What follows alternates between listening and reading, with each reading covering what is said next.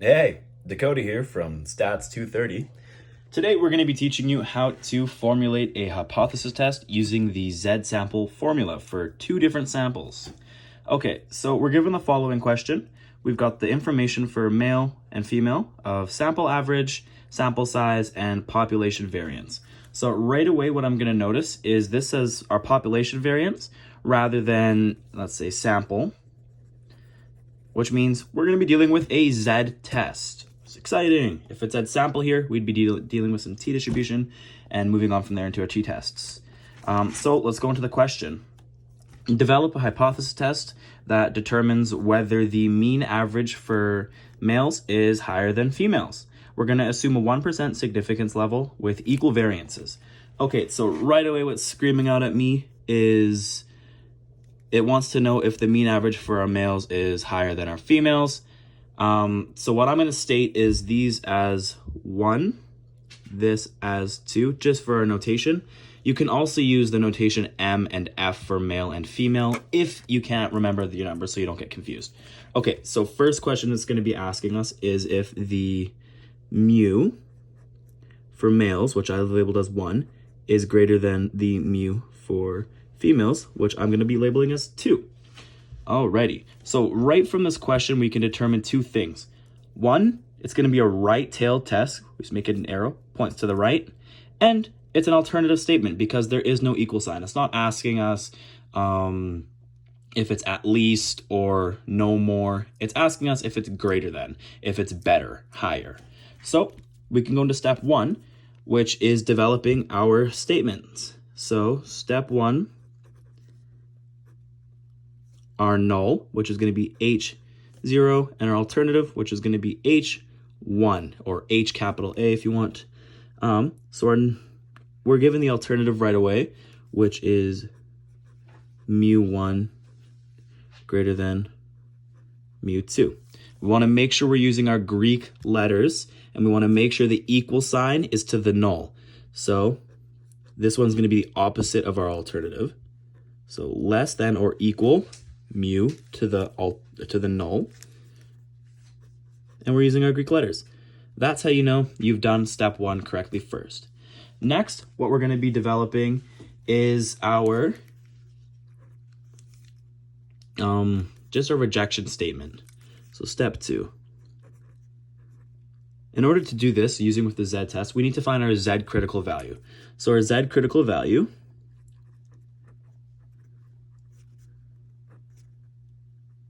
is going to equal 0.5 minus our significance level. So 0.5 minus 0.01,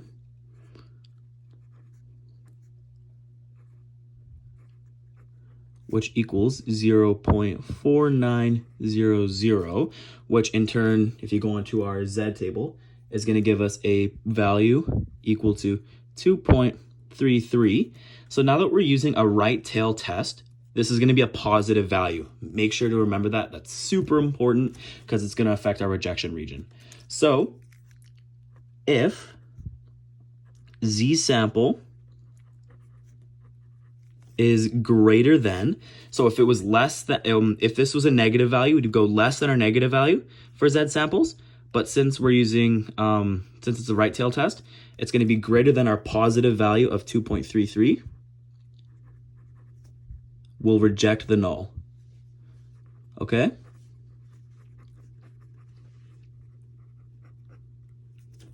Perfect. So now that we've defined our rejection region, the next step will be going on to our step 3,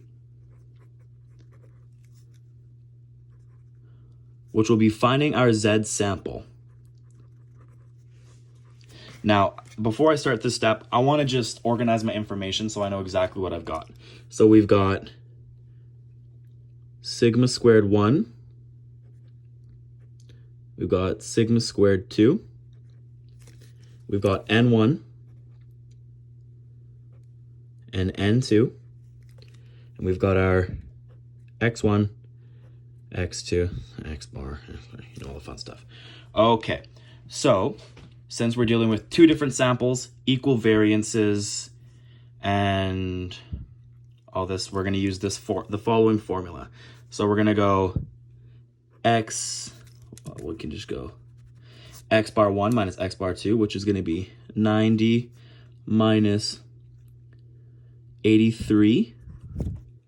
And we're going to go this over the square root of sigma squared 1 over n1. So which will be 81 over 10 plus 130 over 13, which is sigma squared 2 over n2.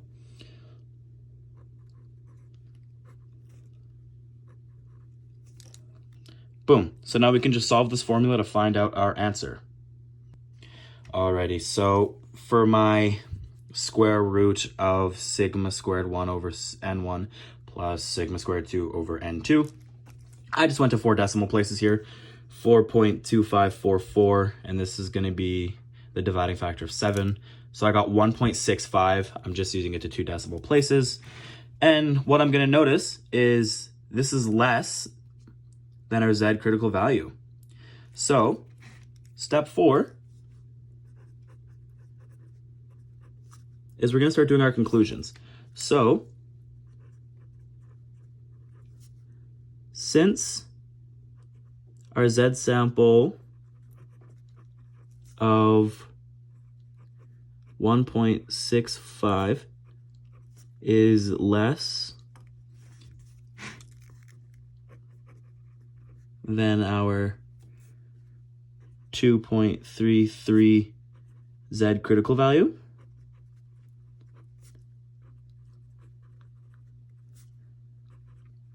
we will not reject the null.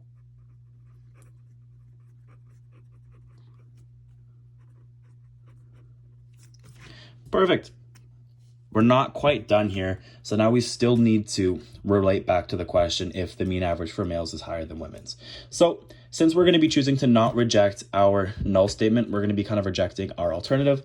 So based on our current sample,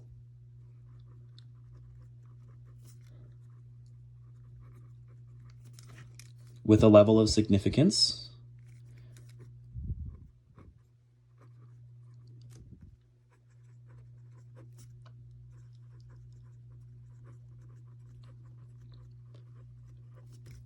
at 1%,